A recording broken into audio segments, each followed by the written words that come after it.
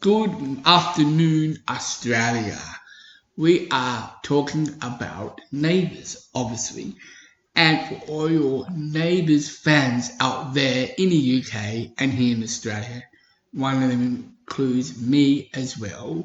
So anyway, let's talk about what's happening so far on Neighbours.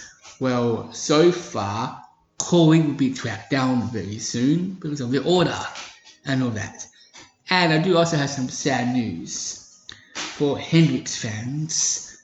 He is dead. I'm so sorry for all your true lovers of Hendrix Grayson.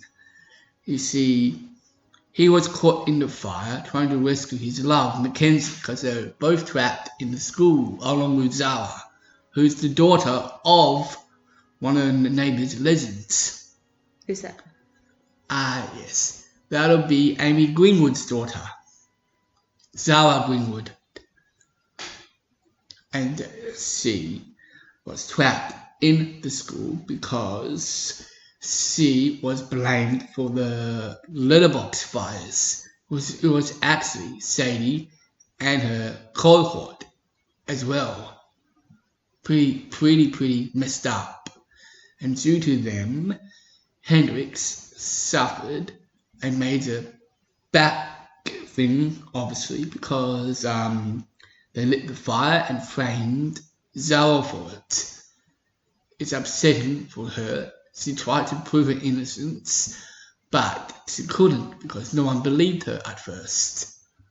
That's awful. So what happened to Hendrix? Well, he went in to rescue Zara and Mackenzie.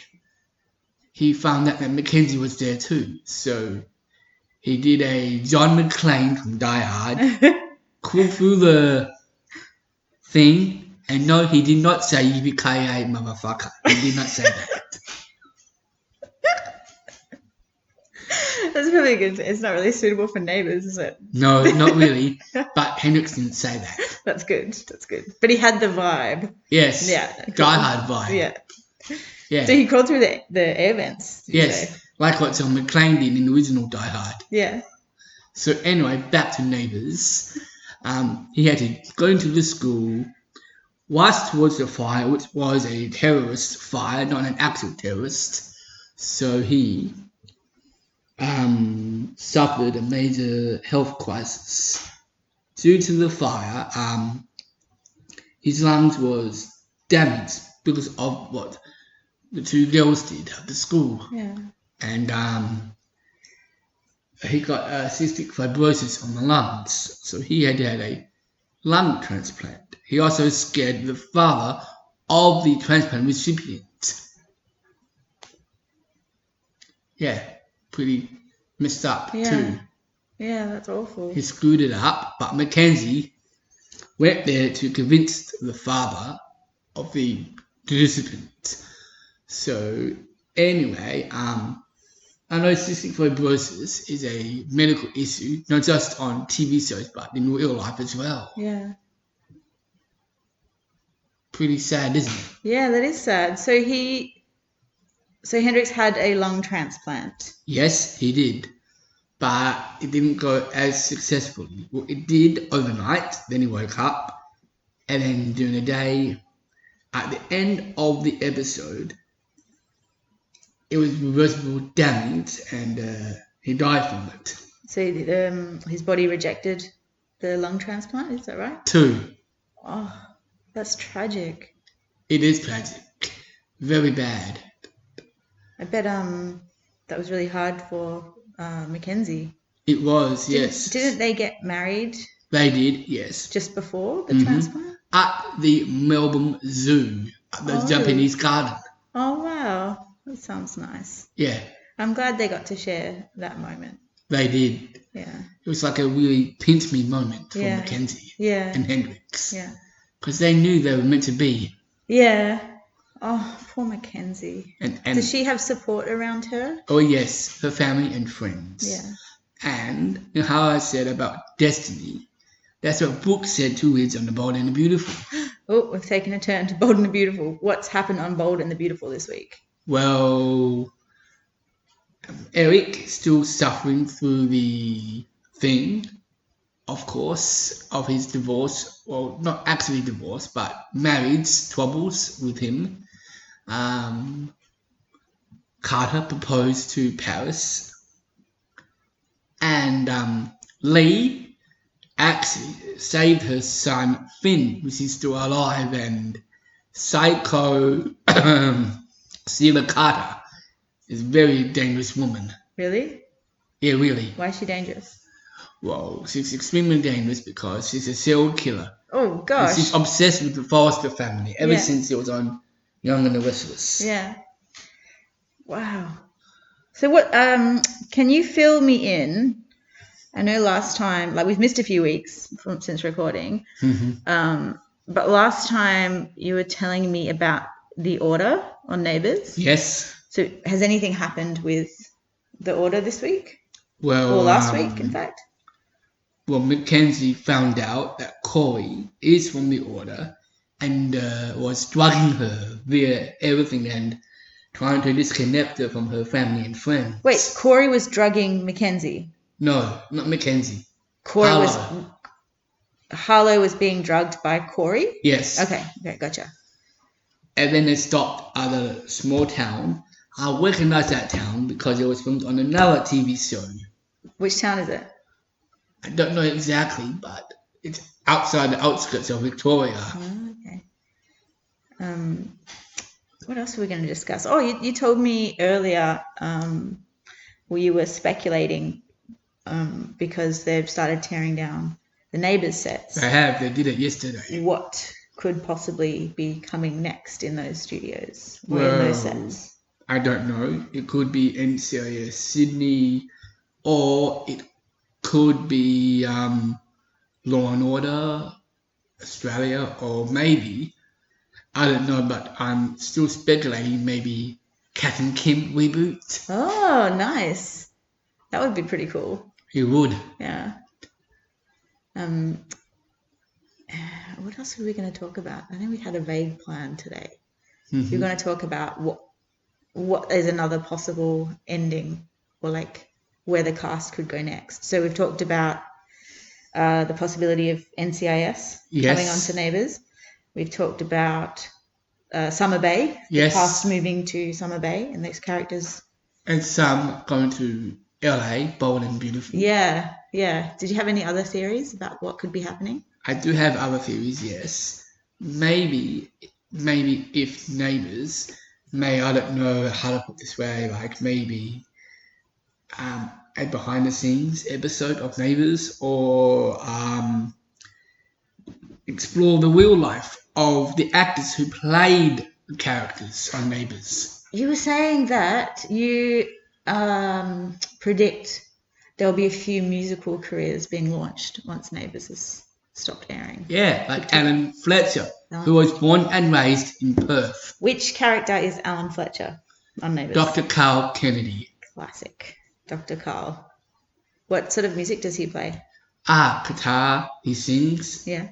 And he has the ability to stalk celebrities. What, in real life or his character? Not in real life, that's his character. Good. I was like, oh, that's not very good. they let Alan Fletcher loose and he starts stalking people. That would be no good. Well, that's exciting for him. I'm glad that some of the cast have things and projects to go on to. Yeah. And I don't know, maybe they could find themselves on Summer Bay, Homindaray, or maybe, I don't know, maybe a local version of Bold and Beautiful, or Glee, maybe. Glee? Like Glee Australia? No, American. No, but do you think there will be a Glee, like an Australian version of Glee? It could be, you never know. And the Neighbours cast will go on to that? That would be pretty cool. Could be. So now that you've watched, at least a few more weeks of Neighbours, do you have any more thoughts about what could happen on the show in terms of them wrapping it up? Like, do you think the Order will just brainwash everybody and everyone will forget who they are? Or do you think there'll be a volcano on Ramsay Street? Well, definitely not. Aliens. Well, definitely not a volcano, but I'm not sure about aliens either. If Neighbours did do a X-Files or Supernatural episode, maybe. That would be cool. Yeah. That would be really cool. So any thoughts about how it's going to end? Well, many ways it could end. Like, I don't know. I know Home and Away did a Titanic episode. How about a Titanic episode of Neighbours? How do you mean a Titanic episode? Because the characters and the producers of Home and Away had decided to do a Titanic themed episode by the characters of Home and Away playing the characters who played in the Titanic movie. What? Was that just like a comedy episode or like no comedy. They were just acting out Titanic, the movie. Yes. On the show, Yeah. Home and Away.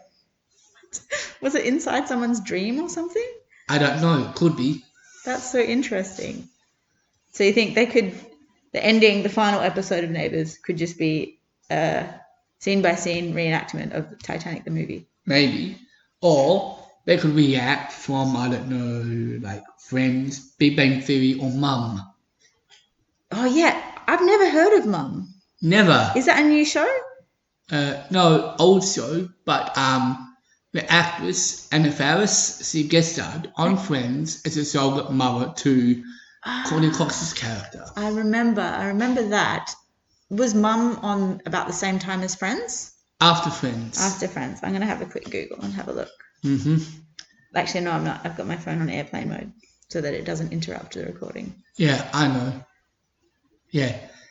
Well, anyway, there could be other themed episodes of Neighbours. I don't know, but it's already finished. But that's speculation. Maybe, I don't know. Maybe playing out reenactments of pretending to be the characters from Home and Away, maybe. Yeah. Maybe they could imagine if they just switched the casts completely. So all the Home and Away characters moved to Ramsay Street and all the Ramsay Street neighbours moved to Summer Bay. It would be an upside down well in reference to a US show that's streaming on Netflix, Stranger Things. Oh, which version would be the upside down? Well, let's say if we were in an upside down episode of Neighbours, maybe the Home and Away gang will move to Ramsay Street and the Neighbours gang move to Summer Bay. I don't know, maybe. And Paul would be the Demigorgon. Well, maybe. He's a billionaire. You never know, he might not say casino on Summer Bay and hire the Braxton brothers to kill a few people. Oh, that is intense. Is Paul connected to the Order? No, definitely not. About the Order, you said something right. And maybe there could be a link between NCIS and the Order. Ooh, that's interesting. That's a connection that would work. Absolutely. I agree. Like maybe they could hire a United States Marine to, I don't know, target a military base in Melbourne. Interesting. And exploit it by making a bomb like what they did on MacGyver. Yeah. Or NCIS or Magnum PI. Could possibly be built like a bomb on Ramsay Street to explode the whole street and everyone dies except for one person. Paul. Mm-hmm. No. Do you know, I bet he put the bomb there in the first place so that he could level all the buildings so that he could build like or maybe, a casino or develop. I know, maybe. Paul has got framed once for exploding the Lazarus complex, but it wasn't really him. Who was it? Julie Quill. Who's that?